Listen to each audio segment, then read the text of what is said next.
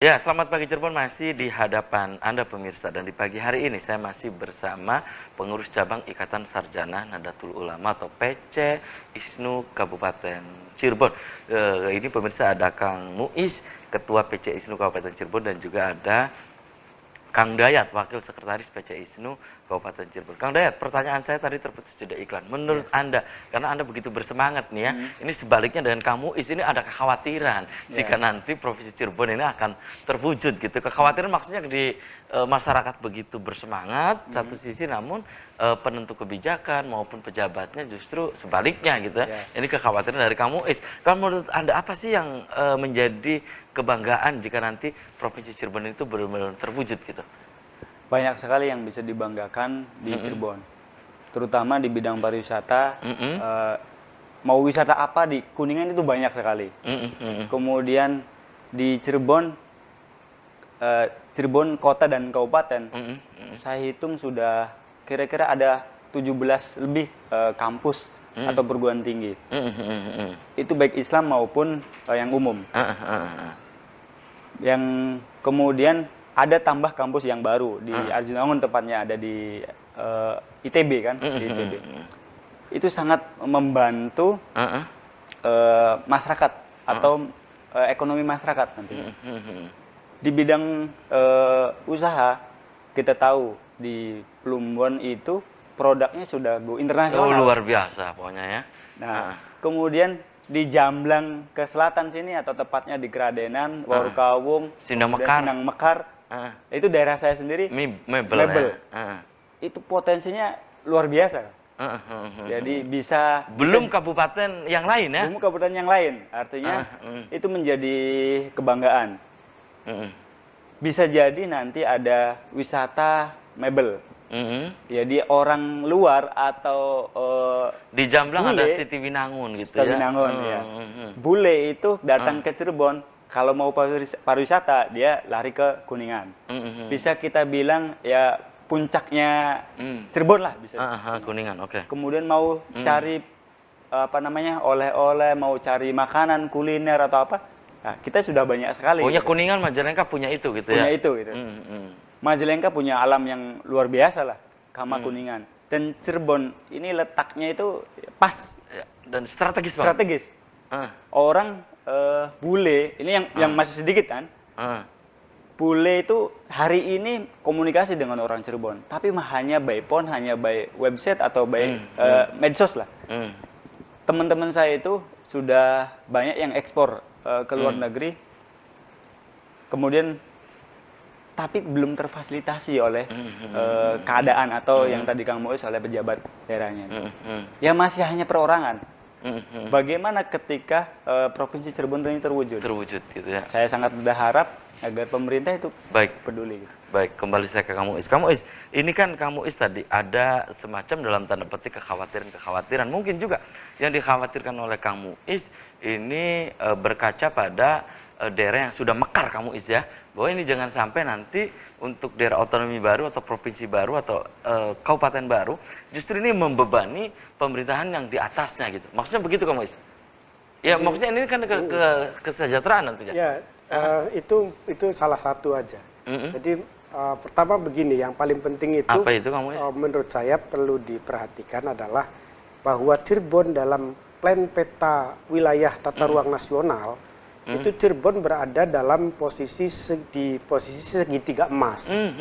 Itu posisi Cirebon itu seperti itu. Nah, Cirebon kalau tidak dimaksimalkan betul potensinya, maka justru akan menjadi daerah yang sangat tertinggal. Walaupun dia posisinya, apalagi posisinya di segitiga emas, sangat peluangnya sangat besar, ya peluangnya sangat besar, dan itu mestinya harus bisa dimaksimalkan. Nah, potensi yang untuk bisa dikembangkan apalagi dalam peta sebagai kawasan segitiga emas ini, saya kira itu yang harus kemudian benar-benar sudah mulai harus dipikirkan oleh pemerintah daerah kita. Serius untuk menangani potensi-potensi yang ada. Jadi bukan hanya sekedar ini masuk dalam pemetaan wilayah yang kawasan wisata misalnya. Bukan hanya sekedar proyek membangun wisatanya saja, tetapi bagaimana plan ke depan, lalu tentang sejarah kewilayahannya dan seterusnya itu harus memiliki data-data yang komplit, dan itu tidak pernah dilakukan oleh pemerintah daerah kita, sehingga programnya hanya asal-asalan saja, hanya ngikut terhadap apa yang plan di pusat, di atas, di atas. Dan itu sangat berbahaya bagi kita kalau misalnya atas sudah merancang dengan baik, di bawah malah justru mengejawantakannya tidak sesuai dengan apa yang ada di dalam bayangan plan nasional, dan itu sangat rugi kita, terutama terhadap masyarakat Kabupaten Cirebon sendiri. Dan ini harusnya berkaca juga pada daerah lain yang sudah mekar menjadi provinsi gitu, misalnya kamu yang maksudnya ada yang terpuruk gitu, malah ya tadi saya sebutkan ini malah membebani pemerintah yang di atasnya, mungkin begitu kamu Ya, saya kira pertama saya kira bagi daerah otonomi baru yang mengalami kebangkrutan, itu diakibatkan oleh kajian yang belum matang menurut saya. Jadi lebih bernuansa politik ketimbang dengan maslahatul ammah, kemaslahatan umum.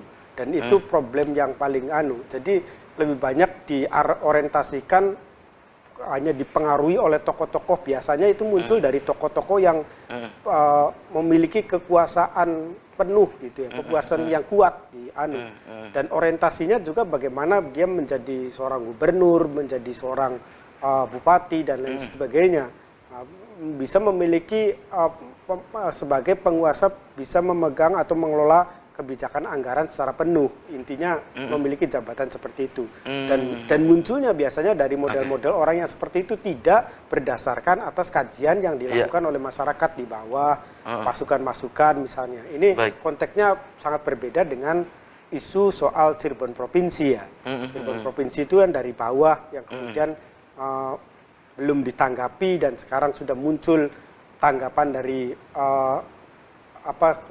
wakil rakyat misalnya di DPR. Nah, itu saya kira cukup menarik. Baik, kembali saya ke Kang Dayat. Kang Dayat, menurut Anda Provinsi Cirebon yang tadi disampaikan oleh Kang Muiz, menurut Anda ini kita sudah layak gitu untuk jadi provinsi tersendiri? Menurut Anda?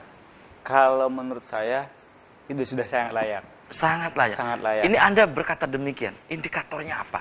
Apakah maksudnya dari sisi infrastruktur jalan, SDM kita, atau apa sih? Kalau saya kacanya dari masyarakat yang begitu antusias menyambut baik Provinsi Cirebon. Tapi tadi Kang Muiz mengatakan bagaimana pejabat-pejabat daerahnya sudah siap tidak untuk menerima menjadi Provinsi Cirebon. Mentalnya kan. Kalau masyarakatnya itu begitu antusias untuk menyambut Provinsi Cirebon, contoh kecil, harusnya pemerintah itu memfasilitasi contoh kecil bahwa kita ini Pantura nih. Pantura dari Subang, Indramayu, Cirebon, kemudian Brebes. Ini sangat diuntungkan dan tidak tidak rawan gempa lah, Tidak rawan bencana lah ya. Tidak rawan bencana. Tapi pemerintahnya itu belum mengarah ke sana gitu. Di sektor wisata nih belum mengarah ke sana. Artinya kayak banyak di Losari itu ada pantai ada suplai anggaran untuk membenahi itu belum, kurang. Di Cirebon, terutama Cirebon, kurang. Kemudian ada potensi lain yang belum maksimal oleh pemerintah itu. Tapi masyarakat ini antusias menyambut itu. Terutama masyarakat, kayak teman-teman saya nih di bidang usaha. Wah, ini kalau Provinsi Cirebon, secara otomatis bayangan saya, secara otomatis banyak orang akan berkunjung di Cirebon. Ya, paling tidak kita bisa bikin hotel, atau paling tidak kita bikin guest house, atau paling tidak kita bisa bikin travel nih, travel, atau paling tidak kita bisa bikin banyak gagasan-gagasan baru gitu. Baik. Oke, kembali saya ke Kang Muiz ya. Kang Muiz, dengan ini kan diskursus ini kembali terangkat ya berkaitan dengan Provinsi Cirebon ini. Menurut Kang Muiz, ISNU sendiri, ISNU Kabupaten Cirebon dalam waktu dekat apa yang nanti akan dilakukan pasca Indramayu Barat disetujui oleh DPRD Provinsi Jawa Barat ini menjadi kabupaten ya. Ini langkah kedepannya baik langkah-langkah taktis maupun strategis yang dilakukan oleh PC ISNU Kabupaten Cirebon apa. Tapi tahan dulu nih kamu Is dan pemirsa, Selamat Pagi Cirebon akan segera kembali usai jeda iklan berikut ini.